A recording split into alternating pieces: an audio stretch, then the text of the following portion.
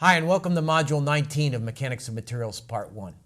Today's learning outcome is to show that the principal planes are 90 degrees apart, or what we'd say normal to each other, on mutually perpendicular planes. And so here's where we left off last time.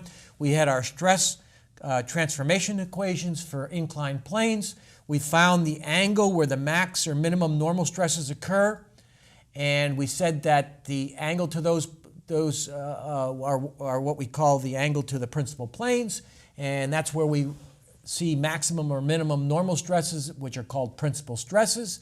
And we also made the note that shear stress is 0 on these principal planes. And so here's, again, is our expression for the angle for the principal planes.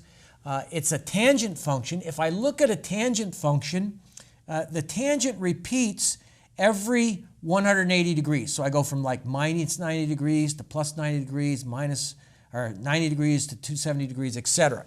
And so for the values of given set of values for sigma sub x, sigma sub y, and tau sub xy, the values of 2 theta sub p are going to differ by 180 degrees, or theta sub p, the angles to the principal planes, are going to be 90 degrees apart. And so therefore, again, they're on mutually perpendicular planes or normal to each other. And so here's our stress block in the XY frame. We can rotate to our principal planes. We have normal stresses only, no shear stresses on those principal planes. And we see that these principal planes are 90 degrees apart. And so recalling back to earlier parts of the class, I said that we're using three-dimensional we can use a three-dimensional state of stress at a point. We've reduced it down to 2 dimensions for plane stress.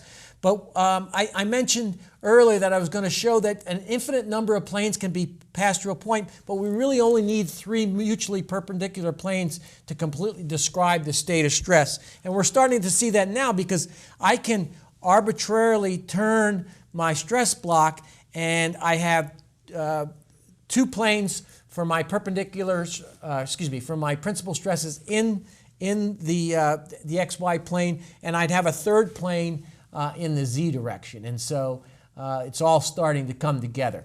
And we'll continue on with this next module.